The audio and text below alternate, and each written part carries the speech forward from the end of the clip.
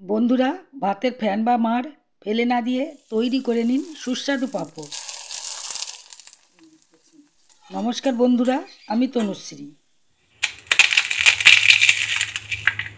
ফ্যানের এই পাঁপড় একবার বানালে বাজার থেকে আর পাঁপড় কিনে খেতে ইচ্ছেই করবে না। যেরকম মুচমুচে সেই রকম সুস্বাদু। আশা করছি ফ্যানের পাঁপড়ের এই রেসিপি আপনাদেরকে খুব ভালো লাগবে, তাই স্কিপ না করে পুরো ভিডিওটা দেখার অনুরোধ রইল। এখানে আমি ভাতের ফ্যানটা গড়িয়েছিলাম। এই ফ্যানটা দিয়ে আজকে আপনাদেরকে পাঁপড় বানিয়ে দেখাবো। ফ্যানটাকে উষ্ণ গরম রাখতে হবে, খুব ঠান্ডা করলে চলবে না। আমি এখানে বাটিয়ে করে ফ্যানটা নিয়ে নিচ্ছি। এইভাবে আমি একটা ছাঁকনি নিয়েছি, ফ্যানটা এখানে ছেঁকে নেব।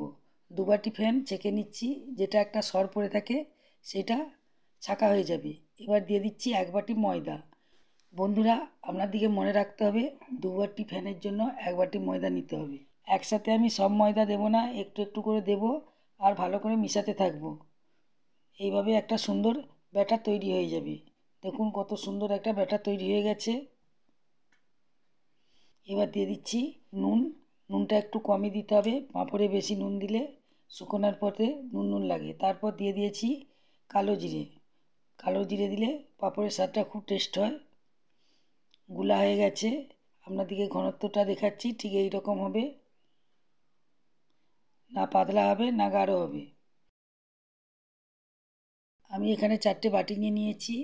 আপনারা যে কোনো সাইজের বাটি নিতে পারেন, ছোট বড় যেরকম পাঁপড় বানাবেন সেই রকম সাইজের বাটি নেবেন।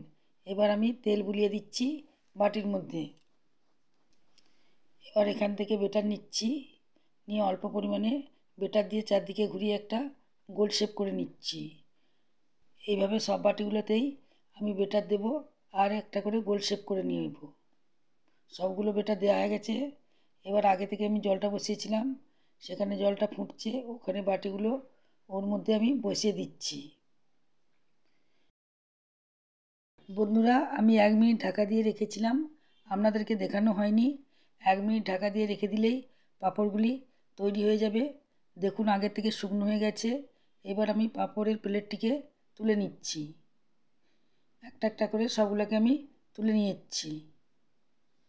এবার ঠান্ডা হওয়ার পর এবার একটা চাকু দিয়ে একটু সামান্য টান দিলেই সুন্দরভাবে পাঁপড়গুলি উঠে যাচ্ছে। দেখুন কত সুন্দরভাবে পাঁপড়টি উঠে গেছে। এবার একটা থালার মধ্যে আমি রেখে দিয়েছি। আপনাদেরকে আরেকটা উঠিয়ে দেখাচ্ছি। ধারটা একটু হালকা করে চাপ দিলেই পাঁপড়টা সুন্দরভাবে উঠে যাবে। দেখুন কত সুন্দর এটা উঠে গেছে, দেখতে কত সুন্দর লাগছে। এটাকেও আমি একটা থালার মধ্যে রেখে দিয়েছি। এইভাবে আমি সব পাঁপড়গুলিকে একটা একটা করে তুলে নেব। বন্ধুরা, পাঁপড়গুলি যখন ভাপ দেওয়া হবে সেই সময় আরও অনেক বাটিতে বেটার রেডি করে রাখলে এক ব্যাচ বাটি উঠানোর সাথে সাথে আরেক ব্যাচ বসিয়ে দিলে 10 মিনিটের মধ্যেই প্রচুর পরিমাণে পাঁপড় তৈরি করে নিতে পারবেন। আপনারা থালাতেও রোদ দিতে পারেন, তবে আমি একটা প্লাস্টিকের মধ্যে শুকোতে দিয়েছি।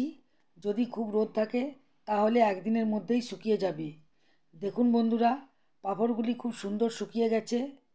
ভাতের ফ্যান দিয়ে যে এত সুন্দর পাঁপড় হয় আপনারা না বানালে বিশ্বাসই করতে পারবেন না। এবার আপনাদেরকে ভেজে দেখাচ্ছি। পাঁপড়টা কতটা ছোট ছিল, কিন্তু ভাজার পর অনেকটাই বড় হয়ে যাচ্ছে। দেখুন দ্বিগুণের থেকেও বড় হয়ে যাচ্ছে। টেস্ট তো অসাধারণ হয়, আপনারা খেলে অবাক হয়ে যাবেন আর ভাববেন ভাতের ফ্যান দিয়েও এত সুস্বাদু পাঁপড় বানানো যায়। আওয়াজ শুনে বুঝতে পারছেন পাঁপড়টা খুবই মুচমুচে হয়েছে। ভালো লেগে থাকলে কিন্তু লাইক দিতে ভুলবেন না। এই রকম নতুন নতুন রেসিপি পাওয়ার জন্য আমার চ্যানেলকে অবশ্যই সাবস্ক্রাইব করবেন এবং বন্ধুদের মধ্যে প্রচুর প্রচুর শেয়ার করবেন।